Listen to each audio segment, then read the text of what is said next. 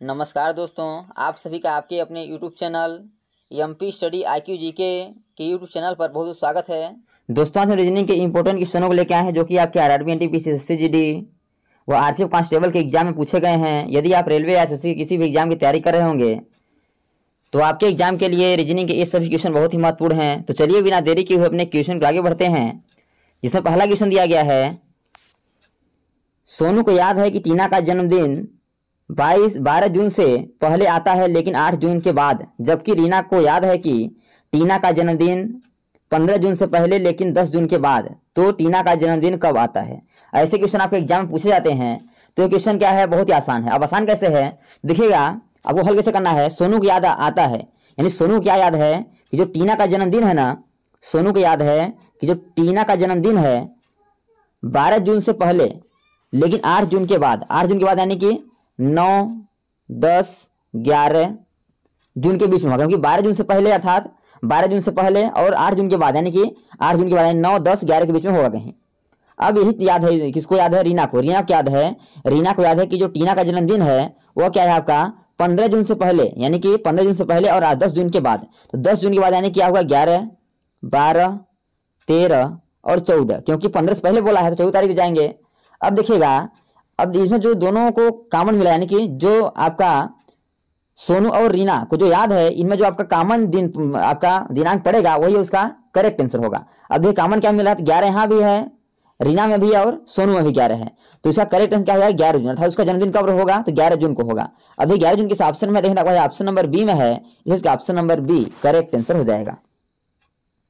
अगला दिया गया है, ये क्वेश्चन आपका एनालॉजी से है कि नीचे दिए गए विकल्पों में से संबंधित शब्द को चुनिए। बताना जिस प्रकार किडनी का संबंध नेफ्रोलॉजी से है उसी प्रकार मिट्टी का संबंध किससे हो जाएगा। ऑप्शन है पोडोलॉजी, ओलॉजी, हिमेटोलॉजी या हिस्टोलॉजी। तो जिस प्रकार किडनी का संबंध नेफ्रोलॉजी से उसी प्रकार मिट्टी का संबंध किससे हो जाएगा तो पोडोलॉजी से हो जाएगा, किससे पेडोलॉजी से हो जाएगा। अब देखिए किस ऑप्शन में देखना है, ऑप्शन नंबर ए में है, इसका option number A correct answer हो जाएगा। नेक्स्ट दिया गया है, यदि गुणा का अर्थ माइनस प्लस का अर्थ गुणा तो निम्न व्यंजक का मान क्या होगा। बताना है कि जो आपका व्यंजक दिया गया है इसमें आपका जहां प्लस है उसके यहाँ पे गुणा कर देना है, जहां गुणा है उसके यहाँ पे आपका माइनस कर देना है। तो हमारा जो समीकरण होगा उसका मान क्या होगा। तो चलिए वैसे हम इस समीकरण में जो आपका चिन्ह दिया गया उसमें पहले चेंज करते हैं। 6 फिर प्लस का अर्थ क्या है तो प्लस का अर्थ आपका गुणा, यहाँ गुणा कर देंगे, फिर कोष्टक में 3, फिर गुणा का अर्थ क्या है तो गुणा का अर्थ माइनस से माइनस कर देंगे 1, फिर माइनस का प्लस का अर्थ क्या है तो प्लस अर्थ गुणा है तो गुणे 5। अब इसे आप हल करेंगे तो पहले क्या करेंगे, आप इससे कोष्टक वाले हल करेंगे, क्योंकि 6 गुणे 3 में 1 घट जाएगा, बचेगा आपका 2, 2 गुणे आपका 5। अब देखिए क्या करना है आपको, 6 गुणे 2 गुणे 5, तो 6 दूना 12 गुणे 5 और क्या हो जाएगा 12 पंचे 60, क्या होगा 60 होगा, यानी इसका मान क्या होगा तो 60 होगा। अब देखिए 60 किस ऑप्शन में रहना, आपको ऑप्शन नंबर सी में है, इसका option number C correct answer हो जाएगा। तो दोस्तों मैं आसानी पर विश्वास करता हूँ कि सभी क्वेश्चन आपको अच्छे समझ आ रहे होंगे। यदि क्वेश्चन में कहीं भी डाउट है तो आप लोग कमेंट बॉक्स में जरूर बताइए, ताकि अगले आने वाले वीडियो में डाउट को भी अच्छे से क्लियर कर सकें। और दोस्तों यदि यह वीडियो को अच्छा लगे तो वीडियो को लाइक वो हम दोस्तों में शेयर जरूर करिए, ताकि गवर्नमेंट एग्जाम की तैयारी करने वाले आपके दोस्तों को इस वीडियो का लाभ हो सके और एग्जाम में कम से कम समय में रीजनिंग क्वेश्चनों को हल कर पाएं। अगला दिया गया है कि ये कक्षा में 5 विद्यार्थियों का वजन अलग अलग है। डी सी से हल्का है, ए बी से भारी है लेकिन डी से हल्का है, ई सी से भारी है, तो सबसे ज्यादा वजन किसका है। तो इस प्रकार क्वेश्चन आपको एग्जाम पूछा जाता है, कभी पूछता है आपका अमीर गरीब, छोटा बड़ा, हल्का भारी से क्वेश्चन आपका पूछा जाता है। तो क्वेश्चन क्या है आपका हल्के एवं भारी से है, तो जो आपके हल्के होंगे उसे नीचे करेंगे, जो भारी होगा उसे ऊपर कर देंगे। देखिएगा 5 विद्यार्थी हैं, उसमें जो डी है ना सी से हल्का है, डी क्या है सी से हल्का, तो सी क्या हो जाएगा ऊपर हो जाएगा और डी क्या हो जाएगा आपका इससे नीचे हो जाएगा, डी आपका यहाँ हो जाएगा क्योंकि आपका सी से हल्का है। फिर देखिएगा ए बी से भारी है लेकिन डी से हल्का है, ये क्या है बी से भारी है लेकिन डी से हल्का है, तो डी से हल्का है तो क्या हो जाएगा नीचे हो जाएगा। ये जो है बी से भारी है, किससे भारी है तो बी से भारी है लेकिन डी से हल्का है, तो ये कहाँ हो जाएगा इससे नीचे हो जाएगा। और बी से भारी है तो बी क्या होगा और नीचे हो जाएगा। ये जो है बी से, ये जो है बी से भारी है इस प्रकार बनेगा, लेकिन डी से हल्का था आपका इस प्रकार बन गया। ई सी से भारी है, जो ई है ना सबसे भारी कौन है ई है, क्योंकि सी से भी ई से भी ई जो है सी से भी भारी है। तो बोला है सबसे ज्यादा वजन किसका है, सबसे ज्यादा वजन किसका है तो सबसे ज्यादा वजन आपका इसमें ई का है, और वो ऑप्शन नंबर सी में है, इसका option number C correct answer हो जाएगा। यदि आपसे पूछता है कि सबसे वजन कम किसका है तो बी का है, और मध्य में किसका है तो मध्य में आपका देखिएगा 2 यहाँ से 2 यहाँ से, 2 मध्य में कौन है डी है, तो ऐसे भी क्वेश्चन पूछा जाता है कि बीच में कौन है, सबसे कम वजन किसका है, सबसे अधिक वजन किसका है। तो इसमें पूछा सबसे अधिक वजन किसका है, तो आपका ई का है, इसलिए इसका option number C correct answer हो जाएगा। अगला दिया गया है कि विलुप्त संख्या ज्ञात कीजिए। बताना है जिस प्रकार 12 8 6 करके 24 लाए हैं, 20 15 12 करके 60 लाए हैं, उसी प्रकार 30 24 20 करके क्या आएगा। तो अब इसे ध्यान से देखिएगा, यदि हमें इसमें 8 में से 6 घटाएंगे क्या बचेगा, घटाएंगे तो हमारा 2 बचेगा, और जो 12 से आपस में गुणा करा 2 को 12 से गुणा करेंगे 12 दूना के 24 हो जाएगा, 24 आपका यहाँ दिया गया है। उसी प्रकार आपका 15 में से 12 घटाएंगे क्या बचेगा, 3 बचेगा, और यहाँ आपका 20 है, तो 3 जो बचा उसे हम 20 से गुणा करेंगे 20 से 60 हो जाएगा, और 60 आपका यहाँ दिया गया है। उसी तरह इसको घटाएंगे तो 24 में से 20 घटाएंगे क्या बचेगा, 4 बचेगा, और यहाँ आपका 30 है, 30 गुणे 4 कर देंगे क्या हो जाएगा, 30 को 120 हो जाएगा, और यहाँ क्या होगा 21 में 120 होगा। अब देखिए 120 इस ऑप्शन में देखना ऑप्शन नंबर सी में है, इसका option number C correct answer हो जाएगा। अगला दिया गया है कि नीचे दिए गए विकल्पों में से असंगत विकल्प का चयन कीजिए। बताना जिस प्रकार इसमें बढ़ई, चित्रकार, वस्तुकार, नौकरी है, इसमें असंगत कौन सा है। असंगत का मतलब कि जो 3 ऑप्शन होंगे वो एक ही लॉजिक को फॉलो करेंगे और एक ऑप्शन अलग होगा, बस हमें अलग की पहचान करना है। तो यदि आप इसे ध्यान से देखेंगे तो बढ़ई, चित्रकार और वस्तुकार क्या है, आप ये क्या है कि ये अपने घर के कार्य हैं, लेकिन जो नौकरी है क्या है, यह नौकरी ये क्या है किसी दूसरे के कार्य करना पड़ता है इसमें, यानी किसी दूसरे के अधीन रह के कार्य करना पड़ता है। तो अलग कौन सा होगा, नौकरी होगा, और ऑप्शन नंबर डी में है, इसका option number D correct answer हो जाएगा।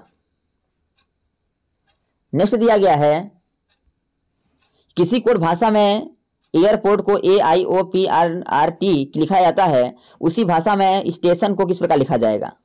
इधर से ध्यान से देखेंगे एयरपोर्ट में उसे क्या लिखा है, AIOPRT। इसे क्या किया है कि अल्फाबेटिक क्रम में लिखा है, यानी ए से जेड के भी जो आपका शुरू में होता है ABCD उसे क्रम में लिखा है, यानी कि ये देखिएगा एयरपोर्ट में पहले ए है, फिर आई है, फिर आपका ओ आता है, ओ के बाद क्या आता है, पी आता है, तो पी लिखा है, पी के बाद आर आता है, तो आर लिखा है, फिर टी आता है, टी लिखा है। उसी तरह करके हम स्टेशन अभी अल्फाबेटिक क्रम में लिखेंगे।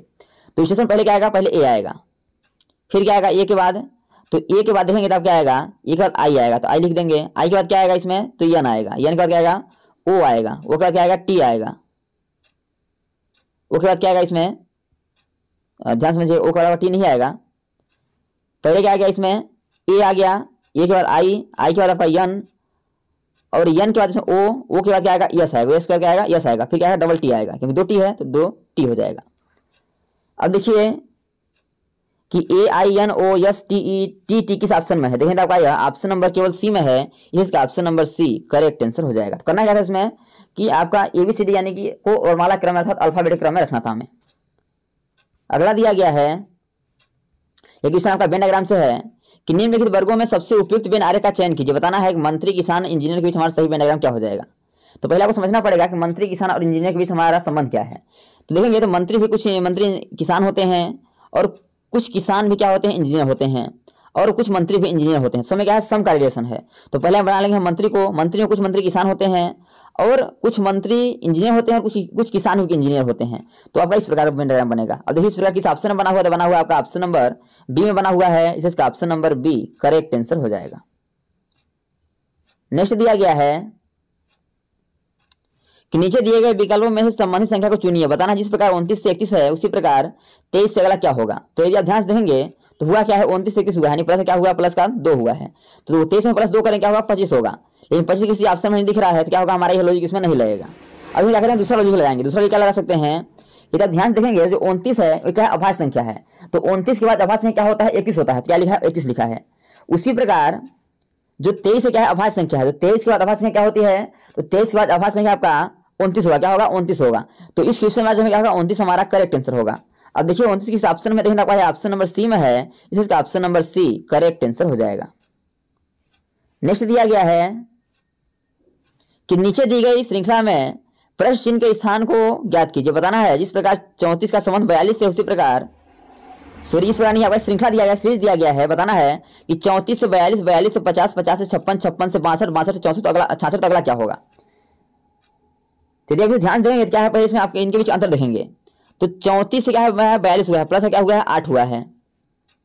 फिर 42 से 50 हुआ है, प्लस यहाँ भी 8 हुआ है। 50 से 56 हुआ, प्लस 6 हुआ है। 56 से 62 हुआ है, प्लस 6 हुआ है। 62 से 66 हुआ, प्लस 4 हुआ है। अब देखिए यहाँ आपको एक लॉजिक समझ आ रहा होगा, प्लस का 8, प्लस का 8, प्लस का 6, प्लस का 6, तो फिर क्या होगा, प्लस का 4, तो फिर क्या होगा, प्लस का 4 होगा, क्योंकि दो बार हो रहा है, क्योंकि 2 बार प्लस का 8 हुआ है, 2 बार प्लस का 6 हुआ है, और फिर 2 बार प्लस का 4 होगा। तो एक बार दिया है तो एक बार फिर कर देंगे प्लस का 4। यदि 66 प्लस 8 में क्या होगा 70 होगा, यानी इस क्वेश्चन में क्या होगा 70 हमारा करेक्ट आंसर होगा। अब देखिए 70 किस ऑप्शन में देखना भाई, ऑप्शन नंबर बी में है, इसका option number B correct answer हो जाएगा। तो दोस्तों thanks for watching this video. यह वीडियो कैसा लगा कमेंट बॉक्स में जरूर में बताइएगा। और इसी प्रकार के ऑल गवर्नमेंट एग्जाम में पूछे जाने वाले GK, GS, math, reasoning, Hindi, current affairs, pollution संबंधी क्वेश्चनों पाने के लिए हमारे यूट्यूब चैनल को लाइक, शेयर, सब्सक्राइब कर बेल आइकन को प्रेस करना भूलिएगा,